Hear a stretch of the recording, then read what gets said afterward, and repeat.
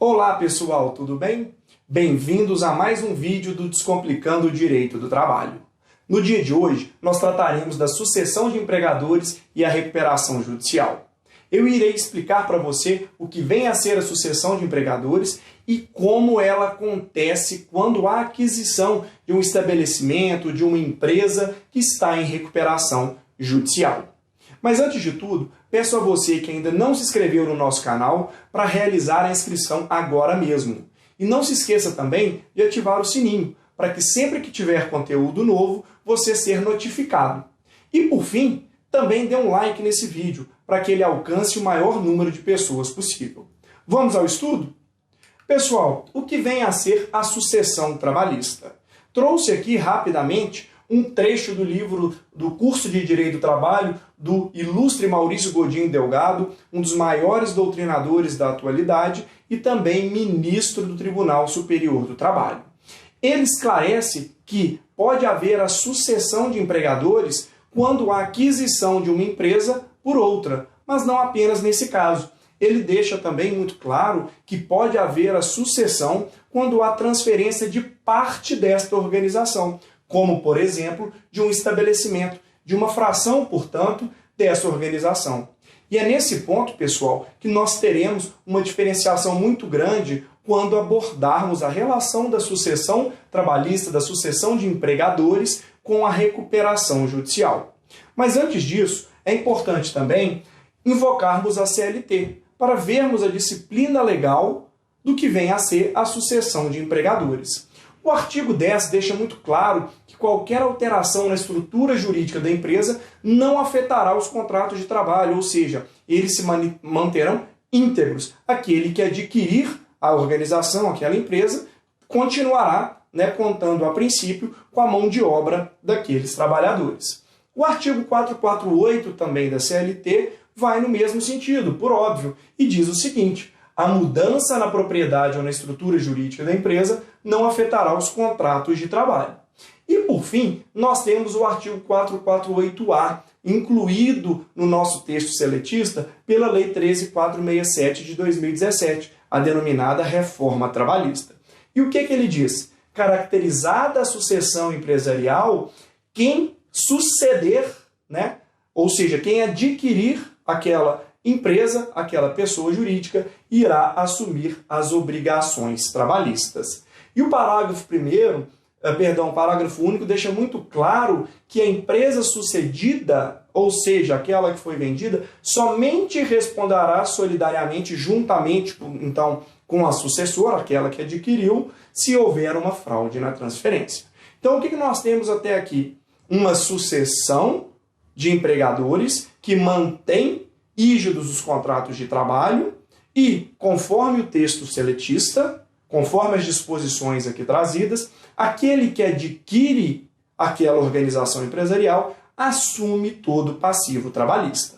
E aí eu pergunto a você que me assiste, aquela empresa que está em recuperação judicial tem como uma de suas possibilidades de sobrevivência, de manutenção da atividade empresarial, que é um dos objetivos desse instituto jurídico denominado recuperação judicial, como fará numa situação como essa? Quem irá comprar, portanto, adquirir uma empresa que está em recuperação judicial, assumindo aquele passivo trabalhista?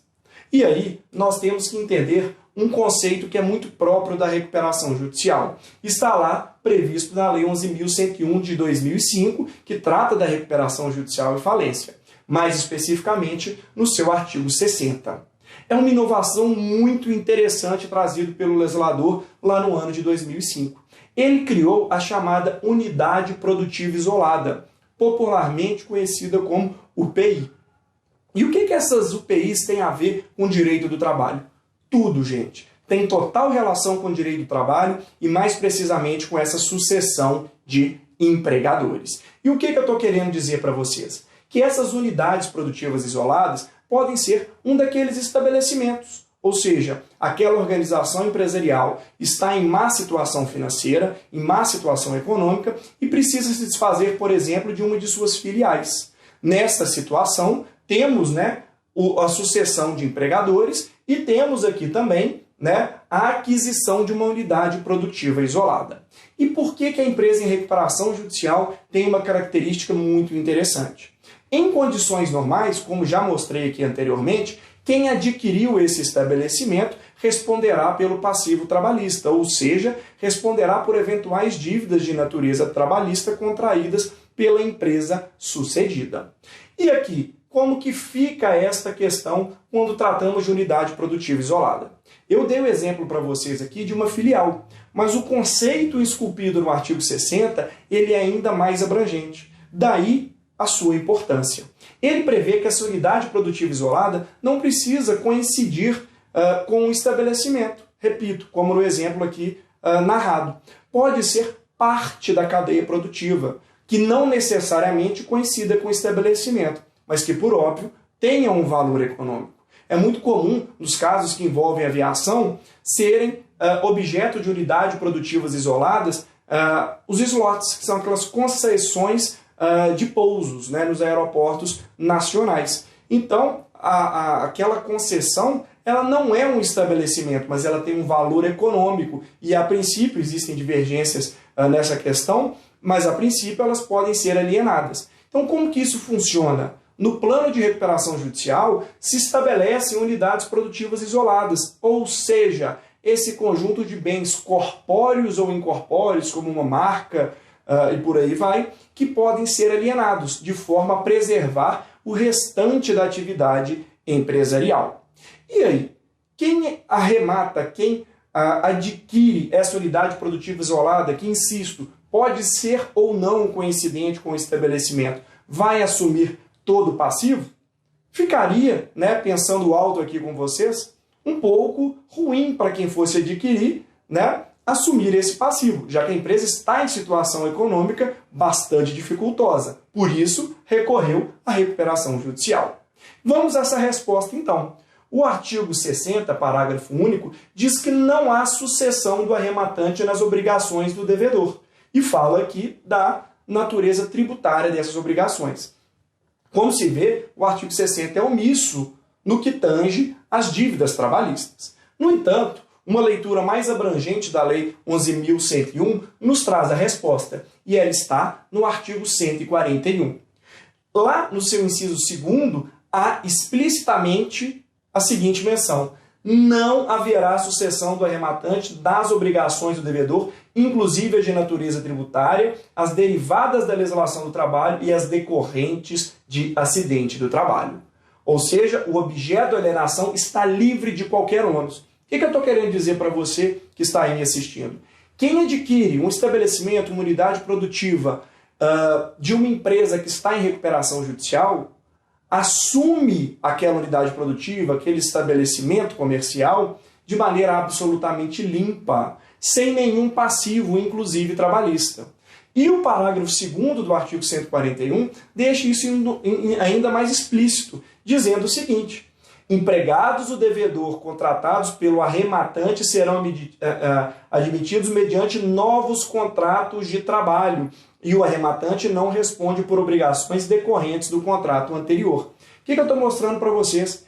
Que a regra da sucessão trabalhista é completamente diferente quando se adquire uma empresa, parte dela que está em recuperação judicial. Não há, portanto, a sucessão trabalhista, não há, portanto, a responsabilidade por aquele passivo e os contratos não permanecem rígidos. Conforme, insisto, previsão do parágrafo 2º do artigo 141 da Lei 11.105, formam-se novos contratos de trabalho. Então, se eu adquirir uma unidade produtiva isolada, eu não respondo por aquele passivo, posso manter aqueles trabalhadores que lá estão, mas serão admitidos por meio de novos contratos de trabalho e, ratifico, não serei eu, adquirente, o responsável pela dívida porventura existente.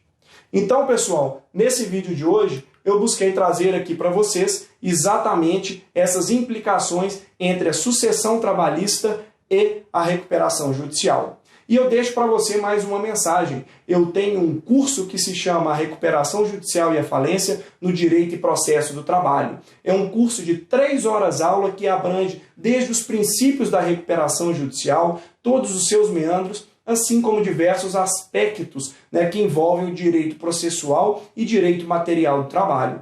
Lá abordo não só a sucessão de empregadores, mas aspectos que envolvem depósito recursal, que envolvem grupo econômico, que envolvem responsabilidade solidária, responsabilidade subsidiária, enfim, uma série de questões práticas para você ficar expert no assunto. Insisto, são apenas 3 horas aula por R$ 77,00 e você tem 6 meses para assistir esse curso.